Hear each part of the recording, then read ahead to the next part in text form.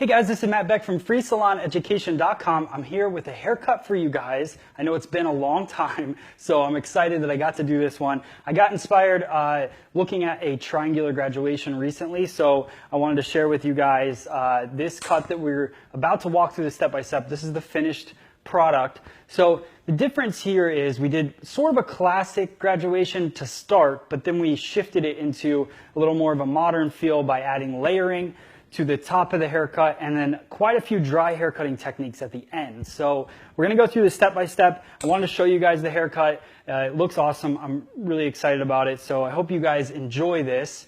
And you can use it in the salon. That's the big thing. So make sure, I would love to see your pictures. Tag us on Instagram at FreeSalonEducation or hashtag FreeSalonEducation. Also subscribe to us right here on this channel for more step-by-step videos. But right now we're gonna get started. So here is the step-by-step. Enjoy, guys. All right, guys, so we're going to get into the haircut. I want to start off the base of the haircut, working about an inch from the hairline with no tension whatsoever, combing the hair straight down, and just using my scissors to draw a nice straight line in the back. We're going to work this as a square line, so you'll see me elevate the hair in the very back and just put it into my comb. This does two things. It makes it easier to do the cut because it's off of the neck, but then it also has a slight over direction and pushes the hair back. You can see it a little better there. Pushes the hair back, so I get a little more weight moving forward, which will start our triangular feel to the shape moving forward in the haircut. So the reason I like to cut the hair at a flat 0-degree angle or right against the neckline at the beginning is the occipital bone is already going to play a role in creating a almost 45-degree angle for me. So if I cut it flat to the neck, because of the shape of the occipital bone, I'm pretty much creating a 45-degree angle. So that starts a nice graduation in there. If I elevate it any more, it's going to collapse the back shape. So now I'm going to go in using a vertical section straight down center back and work a line that starts off at 0 degrees and continues down to end up at about a 45-degree angle towards the bottom. So you could see coming straight off the head towards the top, and then as I work my way down, the angle shifts a little bit, and I get a little bit more of a layering effect towards the bottom. So starting out 0 degrees straight off the head, and then as it works down to mid-knuckle, then we're working more 90 degrees, and then staying pretty much 90 degrees all the way through at that point. So now everything's coming straight back. I'm not over directing to the center back at this point, so I'm just over directing to the previously cut section. And then when I get to the corner here, right on the edge, this is where I shift it straight back with no over direction towards the center. So it's just this section comes straight back off the ear. Now we're going to do the same thing on the opposite side.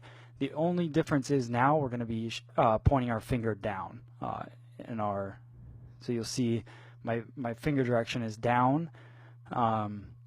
Same angle, using the same guideline as before, just cutting from the bottom up instead of the top down. Same angle, you can see it's a 0 degree coming off of the top where it comes out of the mid-crown area, and then towards the middle gets to more of a 45-degree and then shifts into a 90-degree angle. So it's really important. I focus a lot on head shape because a lot of people look at finger angle as the angle that is what the haircut's all about, but I really look at head shape and finger angle, because if you don't know what's going on in the head shape, then your finger angle could be messed up, and you might think you're cutting a 45-degree angle when you're really cutting a 0-degree angle. So just really focus on the head shape. Again, over directing straight back, keeping that same guideline in there. You can see it's got a nice shift of the weight forward. What I like about this, a lot of people when they cut more of an A-line shape or triangular graduation, they over direct too far back, and then they end up with too much weight in the front. So if you use that traveling guide in the back of the head, and then once you get around that corner and more behind the ear, you just over direct everything back to that point, and you won't get so much weight pushed to the front. So we're working parietal ridge down at this point, and I'm just now I got stationary guide bringing everything back to right behind the section that was right behind the ear there. So everything directed straight back, real simple. Nice elevation on this. You could elevate it more if they have higher density of hair and you want to remove a little more weight. You could over direct it higher or elevate it higher.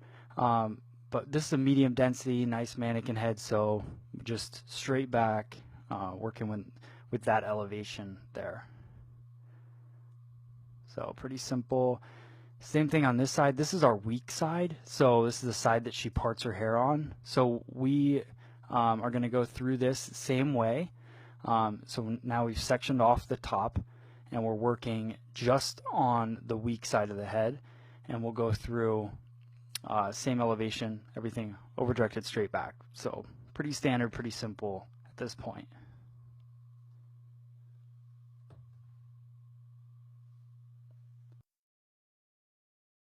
So you'll notice me combing a lot, and I've had comments, we've done hundreds of videos, instructional videos on YouTube, and a lot of people comment about the amount of times that I comb the hair.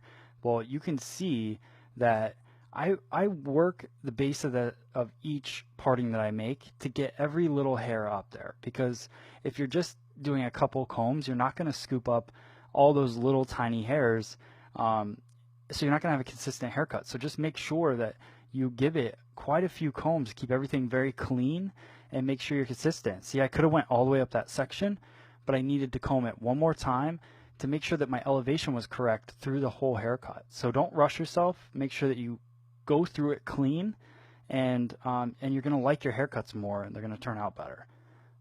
So that's that side. Now you can see I measured up those 2 points. There's a short point in the back, and then there's a longer point on the side. Now that I'm matching up, and I'm going to cut using my finger angle, short to long. That's going to allow me to keep that triangular shape, pushing the weight forward. But what I want to do is create some nice short layered pieces in there to give it more of a modern textured feel. If I kept pulling everything, over directing everything back, it would have pushed a ton of weight to the front of the haircut, which would have been fine, but this is going to give it a little bit, like I said, a modern kind of textured feel to the haircut, where they could use some kind of wrought iron or a texture spray and have more fun with the haircut. So you can see I'm cutting, the back is the shortest point to the front being the longest point, keeping that weight moving towards the front, but just removing a lot of the bulk out of the haircut. So we're going to do that all the way through the last section. Now keep in mind, I'm stretching this pretty far at this point, so it's going to drop quite a bit of weight down to the left side of the head. It did remove, you can see some nice layers in there. We're going to use our Bricato gel.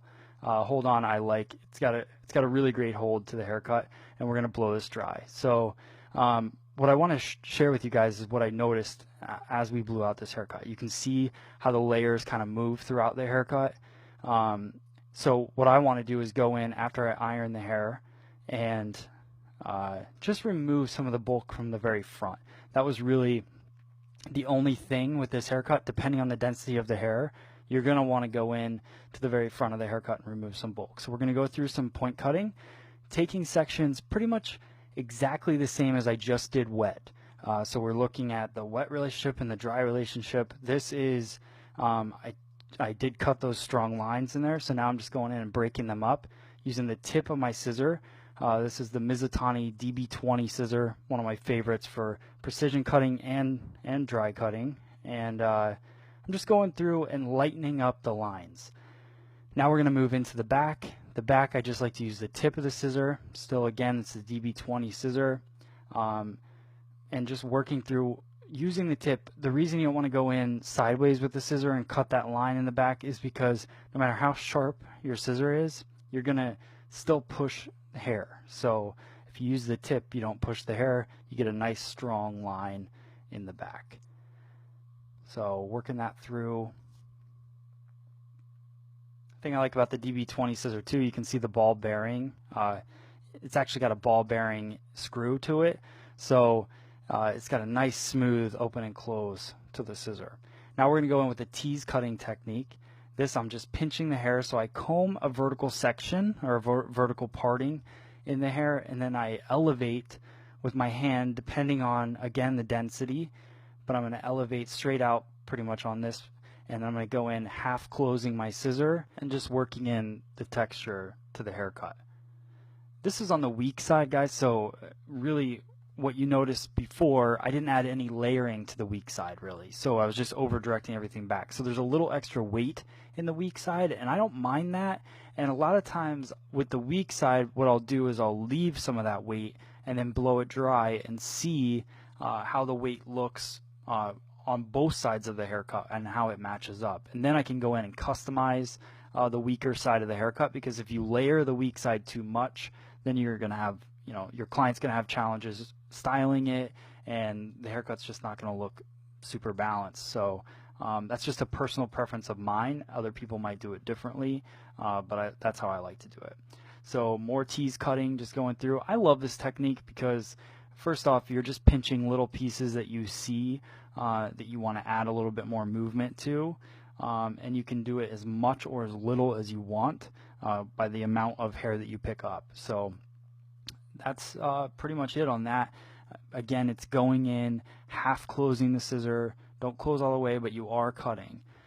And a little bit of slide cutting just to finish up the heavy side, guys. So just a little open and close, and there you go. That's the haircut. Okay, so that's the video. I hope you guys enjoyed it. Make sure you hit that subscribe button and post below if you want to see any haircuts out there. I would love to do them for you. So post in the comments anything that inspires you, maybe a celebrity name, whatever you want. I would love to walk you through the step-by-step of that haircut. So hope you guys enjoyed this triangular graduation.